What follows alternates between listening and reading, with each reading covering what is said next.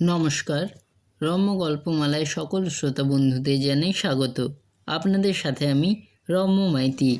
আজ শোনাতে চলেছি প্রখ্যাত কবি ও সাহিত্যিক সুকুমার রায়ের লেখা কবিতা সাবধান। অঙ্কনে স্বয়ং কবি সুকুমার রায়, কবিতা পাঠে আমি রম্য মাইতি। আজকের কবিতা সাবধান। আরে আরে, ও কি করো প্যালারাম বিশ্বাস? ফোঁস ফোঁস অত জোরে ফেলো না কো নিঃশ্বাস। জানো না কি সে বছর ওপারের ভূতনাথ নিঃশ্বাস নিতে গিয়ে হয়েছিল কুপকাত। হাঁপ ছেড়ে হ্যাঁসফ্যাঁস ওরকম হাঁ করে মুখে যদি ঢুকে বসে পোকামাছি মাকড়ে। বিপিনের খুঁড়ো হয় বুড়ো সেই হলরায়, মাছি খেয়ে 5 মাস ভুগেছিল কলেরায়। তাই বলি সাবধান, করো না কো ধূপধাপ, টিপি টিপি পায়ে পায়ে চলে যাও চুপচাপ।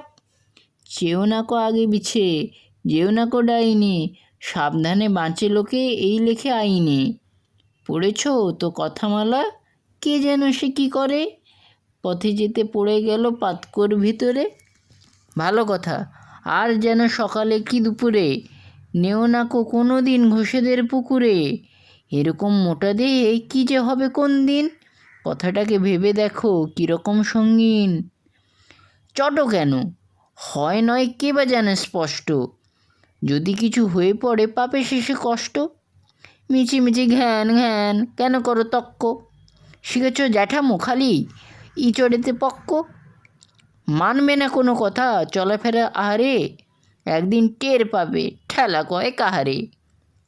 রমেশের মেজো মামা সেও ছিল সেও, যত বলি ভালো কথা কানে কিছু নেয় না। শেষকালে একদিন চান্নির বাজারে পড়ে গেল গাড়ি চাপা রাস্তার মাঝারে। কেমন লাগলো আজকের কবিতা? কমেন্ট বক্সে অবশ্যই লিখে জানান।